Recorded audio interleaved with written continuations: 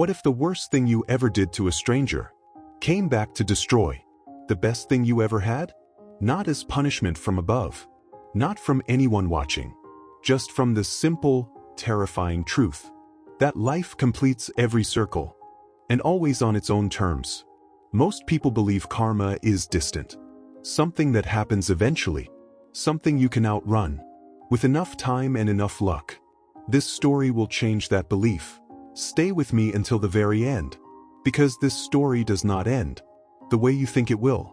And the lesson it carries is not just about doing good. It is about understanding that everything you release into this world, every gift, every cruelty, every moment of kindness or contempt, finds its way back. In a small, busy neighborhood, where the morning smelled of frying plantain, and the streets filled with school children, before the sun had finished rising, there was a man everyone knew, not because he was wealthy, not because he was powerful, but because of one sentence he had been saying for as long as anyone in that neighborhood could remember. If you do good, you do it for yourself. He was old, gentle and unhurried, a beggar who sat at the same corner every single morning, with a worn mat, a small bowl, and eyes that held more peace than most comfortable people ever find. The children loved him most. Every morning on their way to school, they would spot him from a distance, and the chanting would begin. "Mr. Do-Good, Mr. Do-Good." They would dance around him, singing his name like a song, and he would wave them away playfully, laughing, shaking his head. Go to school, but remember, if you do good, you do it for yourself."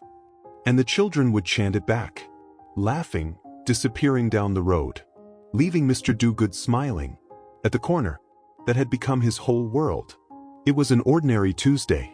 Mr. Do-Good arrived at his corner before sunrise, as he always did, settled onto his mat, placed his bowl in front of him, and waited for the morning to bring what it would bring. By mid-morning, nothing. His stomach was speaking to him in the way only real hunger speaks, not with discomfort, but with a deep, hollow ache that makes a person feel slightly outside of themselves. Then he saw her, a woman walking briskly, well-dressed, carrying a nylon bag alongside her handbag. "Good morning, Ma," Mr. Do-Good called gently. "I haven't eaten since yesterday. Please, anything at all." The woman turned, and the look on her face, the curled lip, the narrowed eyes, the slow look up and down was the kind of look that costs nothing to give, but takes everything from the person who receives it. "I don't have anything," she said flatly, and kept walking. "Please, Ma," Mr. Do-Good said again, his voice tired but without bitterness. "Anything at all, even something small." The woman stopped. She looked at the nylon bag in her hand, the one she had been meaning to throw away. Inside it was a cake, a celebration cake from the previous evening that had been left out too long, already turning, already carrying that sweet, sour smell of something past its time. She hesitated for exactly 1 second. Then she walked back and dropped it into his bowl. "Happy now?" Mr. Do-Good looked at the cake, then looked up at her with a smile so genuine it should have shamed her. "Thank you, Ma. God bless you. You are the first person to give to me this morning." The woman walked away without another word. Mr. Do-Good looked at the cake carefully, brought it close, noticed the smell immediately, that unmistakable edge of something gone wrong. "Ma, you sure this food is good? Is it still okay to eat?" She turned sharply. "Yes, it's good. And if you don't want it, bring it back. A beggar has no choice." Mr. Do-Good looked at the cake, then looked at his empty bowl, then smiled the way a man smiles when he has decided to trust the world one more time. "Okay, Ma. Thank you." Hours passed. Mr. Do-Good sat with the cake, wrapped carefully beside him. He had not touched it, not from suspicion, but simply waiting, the way patient people wait, for the right moment. Then he heard them, from down the road. Small voices, running feet, the familiar music of children returning from school. "Mr. Do-Good, Mr. Do-Good." He stood up, His face opened into the widest smile of his entire day. "Children, I have something for you today." They gathered around him.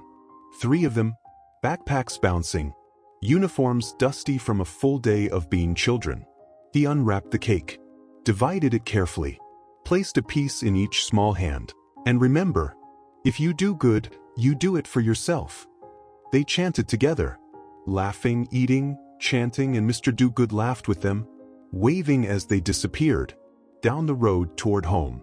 He sat back down, folded his mat, began preparing to leave for the evening, peaceful, having given away the only thing he had received all day, without a second thought.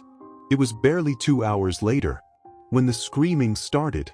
3 children, stomachs on fire, crying a kind of pain that no child should know, and no mother should hear. Their mother rushed from room to room, pressing hands to foreheads, asking questions, trying to understand what had invaded her home so suddenly. "What did you eat? What did you take in school? Tell me, what did you eat today? That was not from this house." The eldest looked up at her, through tears. "Nothing, Mama. Only the cake. Mr. Do-Good gave us cake on the way home." The mother froze, and in the space of one breath, the nylon bag, the beggar's polite question, "Are you sure this food is good?" came back to her, with a force that buckled her knees. She ran. She screamed for help. She cried, begged, prayed. But by the time the hospital doors opened, she had given away 3 children, with a cake she would not eat herself. She sat on the floor of that hospital corridor and understood, in the most devastating way a person can understand anything, what Mr. Do-Good had been saying at that corner all those years. If you do good, you do it for yourself. And if you do evil, you do that for yourself too. This story teaches us 3 things we must never forget. 1. Never give to another what you would not give to yourself. The woman did not see a person when she looked at Mr. Do-Good. She saw an inconvenience. And so she gave him something she had already decided was worthless. But nothing we release into the world stays where we left it.